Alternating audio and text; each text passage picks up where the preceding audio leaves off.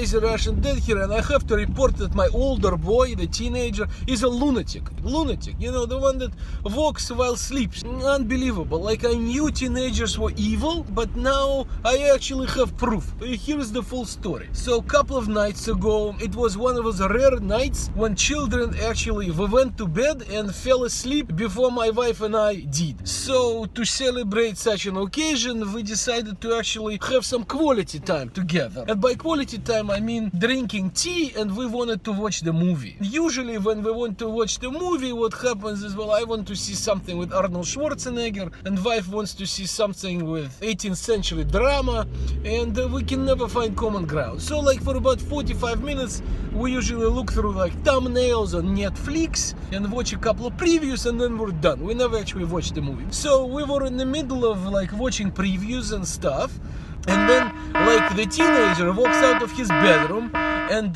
very intent of walking into the kitchen, okay, opens the kitchen door. This is midnight, okay, at midnight he walks out, pours himself a glass of milk and says, okay, well, I'm ready.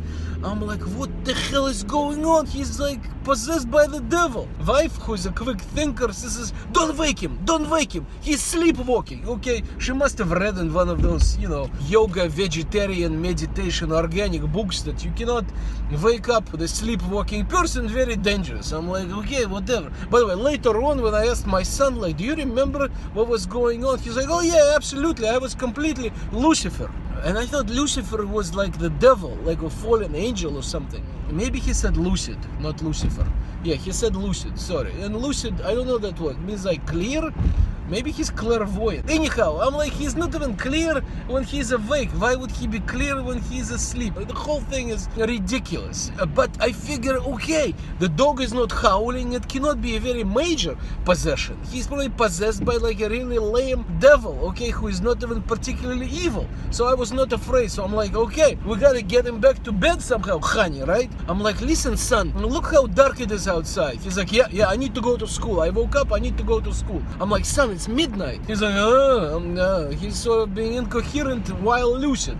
Or Lucifer, whatever it is. So we walk towards the window. I'm like, look how dark it is. You see the stars? He's like, yeah, I see the stars. I'm like, listen, you don't normally go to school when there are stars out. Like, it's night. So eventually, after like a bunch of time and stupid silly greens, eventually we got him to go to bed. I don't know, possession, unbelievable. I hear stories that people even wake up and make themselves a sandwich, okay? And while sleepwalking and sleep eating and sleep God knows what else. Like, where does he get it from? I don't know. Probably from my wife's side of the family. Oh, okay, no, sorry, I'll edit this out. Honey, in case you're watching, your side of the family is awesome. It's probably from my side of the family because we had, I remember, in the childhood there was this Uncle Mordechai.